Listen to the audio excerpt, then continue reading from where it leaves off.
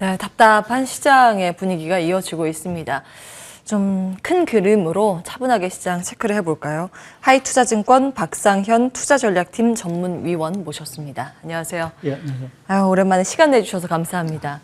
긴급 점검을 좀 받아볼까 하는데 시장이 미증시 보면 참 박탈감도 느끼고 그런 분위기가 이어지고 있습니다. 근데 연말까지 이런 개걸음 장세가 이어질까 여기에 대한 고민인데 어떻게 평가하고 계십니까? 예, 뭐 말씀하신 대로 국내 증시를 보면 상당히 좀 답답한 상황들이고요. 이 돌파구가 사실은 어디서 나올지라는 부분도 사실은 뚜렷이 않은 상황이 돼서 지금의 어떤 차별화 현상 자체가 언제 끝날 거다라고 저는 단정적으로 말씀드리긴 좀 어려운 부분들이 좀 있는 것 같습니다. 근데 다만 이제 저희가 이제 차별화를 이제 촉발시키고 있는 여러 가지 요인들, 그게 복합적이겠죠. 기본적으로 중국 리스크도 있을 거고, 최근에는 이제 물가 리스크도 있을 거고, 이제 공급망 차질에 대한 얘기들, 다양한 이제 이슈들이 있는데, 조금은 이제 좀 4분기, 그러니까 4분기라고 이제 해봤자 이제 11월, 12월인데, 요런데 좀 분수령을 좀 한번 맞지 않을까라는 쪽에 좀 생각은 좀 하고 있습니다. 그러니까 대표적으로 이제 중국과 관련된 리스크, 그러니까 이번 주에 아시겠지만 육중전회에서 이제 시진핑 국가주석이 이제 집권 상계의 큰 그림을 사실은 좀 마련할 수 있다라고 하면, 조금 이제 경제라는 부분 자체를 좀 챙기지 않을까라는 좀 생각을 또 하고 있고요. 오늘 아침 뉴스도 나왔지만 다음 주에 이제 미중 정상회담이 사실은 좀 예고가 되고 있는 상황들이기 때문에 거기서 대타협이 나오기는 사실은 좀 어렵다 하더라도 뭔가 미중 간에 지금 얽혀 있는 이러한 고리를 좀 풀 수 있는 어떤 실마리는 좀 찾지 않을까라는 좀 기대감이 있습니다. 그래서 중국과 관련된 부분 자체가 여하튼 좀 풀려 나가야 우리나라 증시 자체도 미국을 좀 따라가는 모습이 좀 나올 수 있어서 그렇게 보면 중국에 대한 어떠한 모습들 자체가 11월, 12월에 조금은 뭔가 가다를 갈지 아니면 더 악화될지라는 부분에서 조금 이제 중국에 대한 부분을 좀 저희가 계속 워치를 좀 해야 되는 부분들이 있는 것 같고요. 이제 좀 다행스러운 건 우리가 지금 얘기하고 있는 최근에 이제 물가 얘기도 많이 나오고 이제 공급망 차질에 대한 어떤 부담감이 상당히 좀 커진 부분들인데 일단은 좀 최악의 국면을 좀 벗어나는 상황들이 아닌가라는 쪽에 좀 희망은 좀 하고 있습니다. 어저께 이제 미국의 생산자 물가가 상당히 높게 나왔음에도 불구하고 시장이 특히 이제 금리 같은 것들이 이제 상당히 빠진다라는 부분 자체는 결국 이제 물가 리스크에 대해서 조금 정점에 대한 어떤 기대감 자체가 상당 부분 좀 있는 것 같고요. 또 공급망 차질과 관련돼서도 지금 결국 이제 코로나 확산세가 가장 큰 문제일 텐데 최근 독일은 조금 이제 폭증하고 있지만 전반적으로 보게 되면 글로벌 전체적으로 신규 확진자 수 자체가 그렇게 급증을 하지 않는 상황들입니다. 거기에 지금 저희가 먹는 치료제, 경구용 치료제 자체의 어떤 개발, 그것이 이제 상용화, 이 가능성 자체가 내년부터 본격화된다라고 하면 본격적으로 이제 위드 코로나 국면으로 진입을 하고 그것이 전체적으로 공급망 해소를 조금 완화시켜준다라고 하면 그러한 것들을 좀 발판으로 해서 국내 증시 자체의 어떤 차별 현상 자체가 조금 완화되지 않을까라는 쪽에서 남은 한 2개월 정도의 흐름에 있어서의 어떤 좀 분수령을 조금 저희가 좀 지켜봐야 될 것 같습니다. 예. 유튜브 채팅창에 아신님께서 오늘은 미증시와 커플링 중 이렇게 하셨네요. 그렇네요. 미증시 하락할 때만 이게 커플링하고 따라가서 문제인데 미증시의 상승을 함께 할 수 있느냐의 여부는 연말에 달려 있다고 보셨습니다.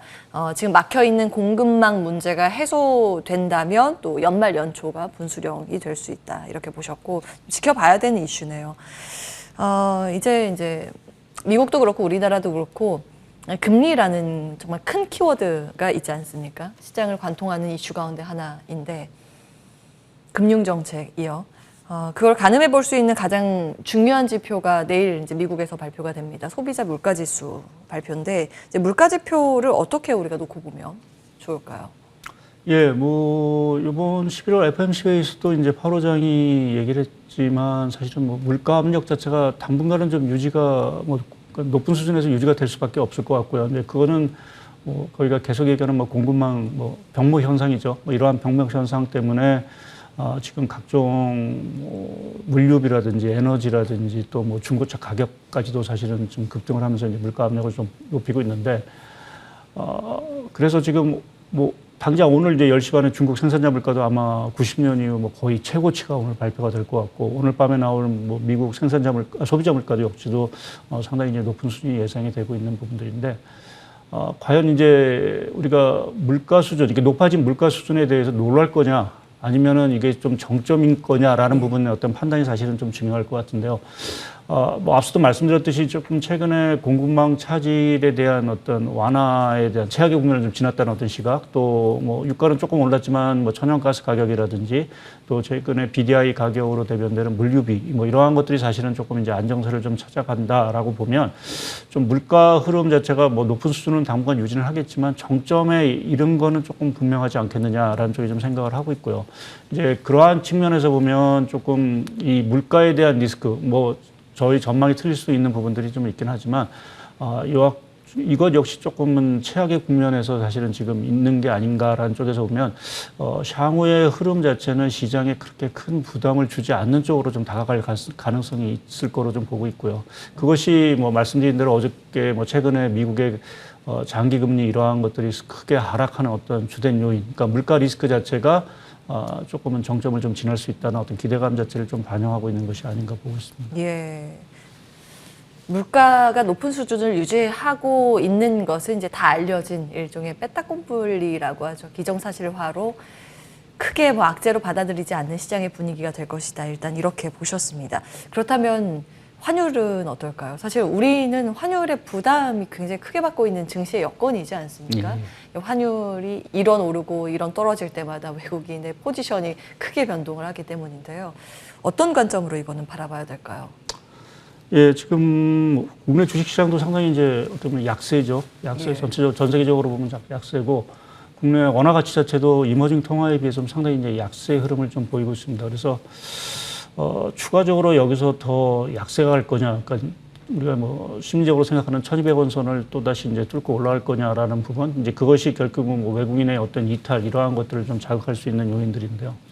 근데 저희가 돌이켜 보면 1,200원 선이라는 게 우리가 이제 2000년 이후 보게 되면 뭔가 우리나라에 커다란 위기가 왔을 때, 그러니까 뭐 글로벌 금융위기라든지 중국 위기라든지 또 뭐 가계부채 위기라든지 이러한 어떤 조금 위기 사항에 사실은 1,200원 선, 또 뭐 지난해 팬데믹과 같은 그러한 위기 사항에 사실은 1,200원 선을 사실 돌파를 했기 때문에 지금 상황에서 보면 국내 뭐 여러 가지 조금 뭐 불안 요인들은 분명히 있긴 하지만 사실 1,200원 선을 끌고 올라갈 수 있는 어떤 위기 요인은 사실은 같이 뚜렷지는 않습니다. 물론 이제 중국이라는 어떤 잠재적인 위험이 있긴 하지만 그것을 좀 제어해 놓고 본다라고 하면 국내 경기 어떤 펀더멘탈? 뭐 지금 우리나라 내년도 성장률도 보게 되면 대부분 한 3%대 초반을 좀 예상을 하고 있는 상황들이고요. 뭐 그러한 상황으로 보게 되면 원화 가치 자체가 지금은 오히려 조금은 펀더멘탈에 비해서 조금 과도하게 조금 약세 쪽으로 조금 기울어 있는 상황들이 아닌가라는 쪽에 좀 생각을 하고 있습니다. 그래서 그렇게 보면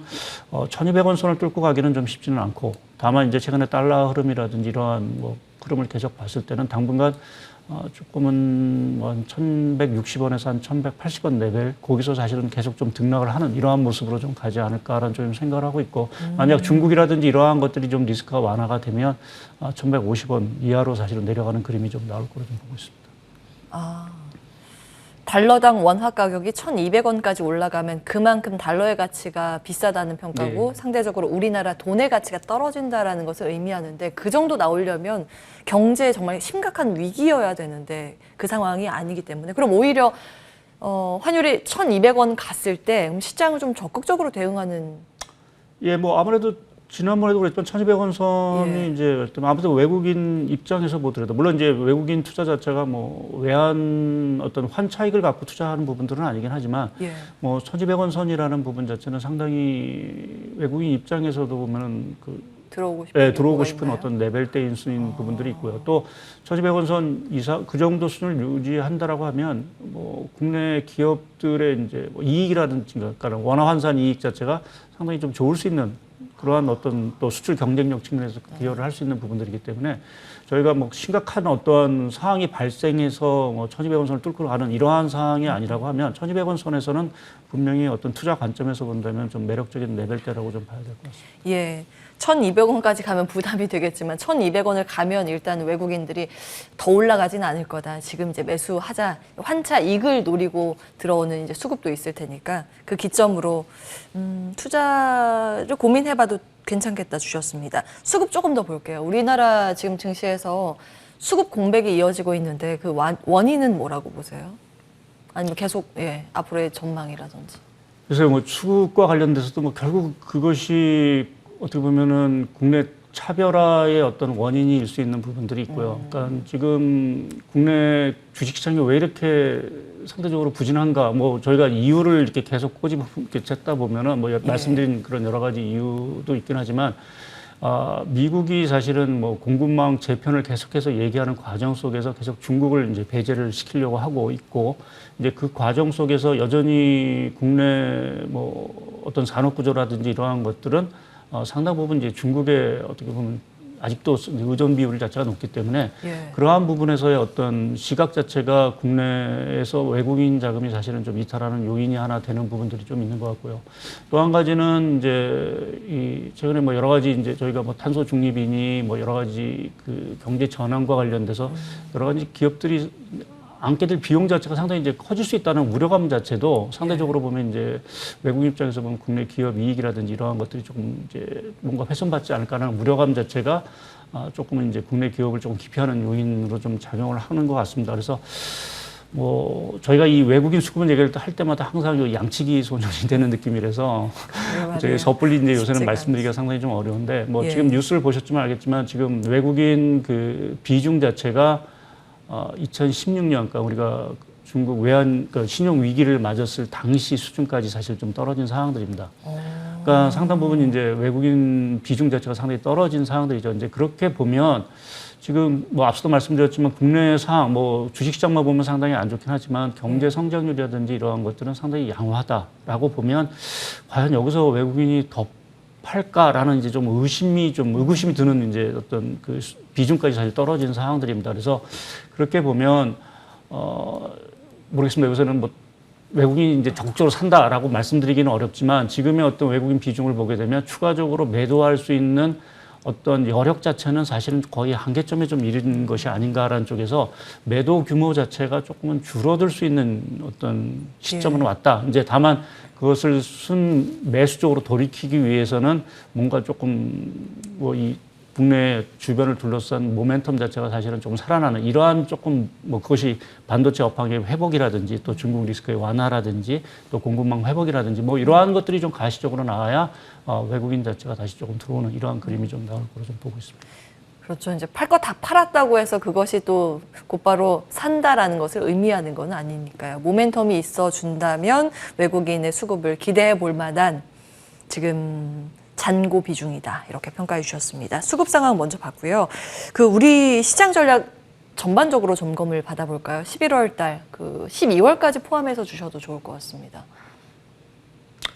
예, 뭐 지금 수급상 뭐 아무래도 이제 연말 이제 뭐 다들 이제 배당 시즌이 사실은 도래하는 부분들이고요. 뭐 그러한 쪽에서 조금 이제 뭐 아무래도 최근에 대형주 같은 경우는 뭐 주가도 사실은 많이 좀 떨어진 상황들이고 해서 좀 배당을 좀 노려볼 수 있는 어떤 레벨대로 사실은 좀 왔기 때문에 뭐 연말에 되면 뭐 개인들의 어떤 조금 뭐 수급 자체가 상당히 좀 불안한 게 항상 이제 연말의 흐름이긴 하지만 이제 그러한 것들을 조금 커버해 줄 수 있게 아무래도 이제 뭐 계속 얘기들은 저희가 연기금이라든지 이제 외국인 어떤 수급일 텐데 그 수급 자체가 돌아서기 위해서는 사실은 뭐 계속 말씀드린 여러 가지 조건들이 조금 좀 충족이 돼야 된다라는 쪽에 좀 생각을 하고 있고 근데 뭐 일단은 좀 많이 팔았다라는 측면에서 보게 되면 좀 수급적인 측면에서 뭐 이렇게 연말까지 어떤 흐름에 있어서 외국인이나 뭐 연기금 자체가 뭐 그렇게 아주 이전처럼 그렇게 좀 시장을 억누르는 어떤 그러한 흐름으로 좀 가지는 않지 않겠느냐. 또 배당이라는 부분도 분명히 뭐 올해